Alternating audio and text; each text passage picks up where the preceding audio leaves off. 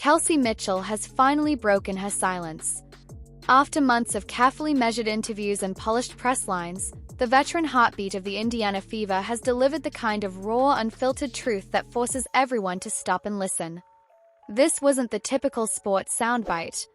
It wasn't polite commentary. It was a truth bomb powerful enough to send ripples through the entire WNBA, a revelation that reminded everyone that real leadership isn't about shouting the loudest. It's about conviction. And in one candid moment, Mitchell changed the way we talk not only about Caitlin Clark and the Indiana Fever, but about women's basketball itself. For years, Mitchell was the survivor in a franchise marooned at the bottom of the league. The early seasons were a grind, 6 years of endless losing, of being the player left to answer for 24-point blowouts and failed rebuilding plans that never seemed to materialize. She carried a team that, at its lowest, won only 5 games in an entire year. Night after night, she pushed a boulder uphill, asked to smile through press conferences while the rest of the league treated Indiana as a night off, a chance to pad stats and rest stars. Coaches came and went. Roster after roster was reshuffled. Through it all, Mitchell kept the flame alive, a lone star in a sea of mediocrity, the generator keeping the lights on when the building should have gone dark. And then came a seismic shift. Aaliyah Boston arrived to anchor the paint, a post-powerhouse who gave the Fever something they hadn't had in years: hope. Lexi Hull brought grit and stability. But nothing and no one altered the gravity of the franchise like the arrival of Caitlin Clark, the supernova who bent the entire sports media universe to her will.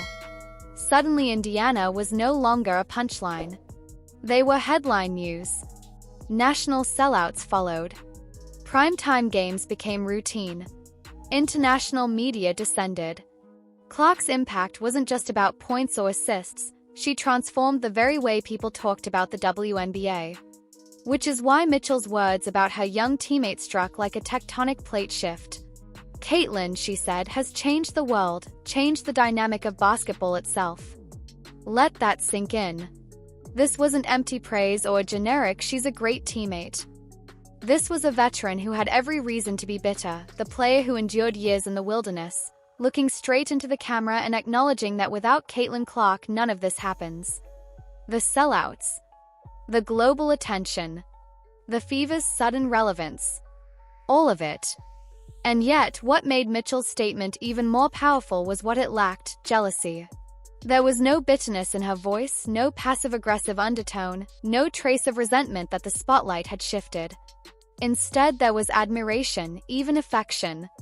Mitchell called Clark not just a teammate but a friend. In professional sports, that word carries weight.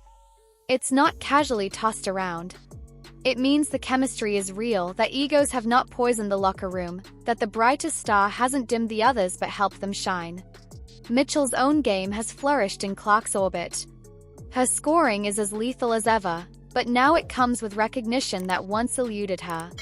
After years of quietly being one of the league's most underrated guards, she was finally an MVP finalist, with analysts openly calling her season the best by any guard in the league. The national attention that once felt impossible has arrived, and Mitchell is thriving in it. Her stories of Clark's behind-the-scenes personality only reinforce the authenticity of their bond. Take the infamous fine tweet, when Clark joked about being penalized $200 for stepping on the court. Outsiders pounced, framing it as arrogance or immaturity. But Mitchell revealed the truth. It was classic Caitlin, funny, lighthearted, and full of love for her teammates. Inside the Fever locker room, it was comedy gold, not controversy. It was the kind of inside joke that signals trust and respect, the subtle glue of a team built on genuine connection. This is the dynamic that terrifies the rest of the league.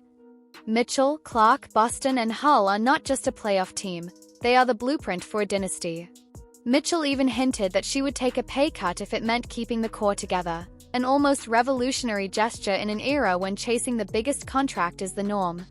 It's a sign that she sees what's at stake. Indiana is building something historic, something that transcends a single season. This isn't just a playoff run, it's the birth of a new power structure in the WNBA. Through it all, Mitchell has managed a delicate balance. She has never diminished her own legacy. She reminds everyone, subtly but firmly, that before Clark arrived, she was the one who held the franchise together. She endured the dark years, laid the groundwork, and kept Indiana from collapsing into total irrelevance.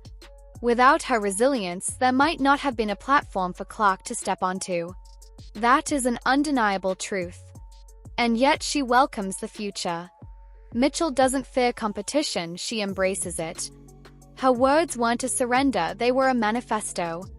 They proved that respect and truth-telling can coexist, that you can celebrate a generational talent without losing your own shine. In a league where rivalries and veteran resentment sometimes dominate headlines, Mitchell flipped the script. While some veterans and even WNBA officials downplay Clark's impact, Mitchell leans in. She isn't clinging to the old guard, she's building alongside the new. This is the Fever's warning to the league: acknowledge what's happening in Indiana or get left behind. With Clark's transcendent stardom, Boston's dominance in the paint, Hull's grit, and Mitchell's relentless scoring and steady leadership, the Fever are no longer an afterthought. They are the storm sweeping through the WNBA, a team whose culture of friendship and competitive fire could define the next decade. Kelsey Mitchell didn't just endorse Caitlin Clark. She embraced her. She validated her. And in doing so, she sent a message to every team, every critic, every skeptic. The future of women's basketball is here, and Indiana is leading the charge. What do you think of the friendship between Mitchell and Clark? Has Caitlin Clark truly transformed the sport, or are we only beginning to see her impact? Let us know down in the comments, and don't forget to like, subscribe, and turn on notifications so you never miss the next chapter in this unfolding story.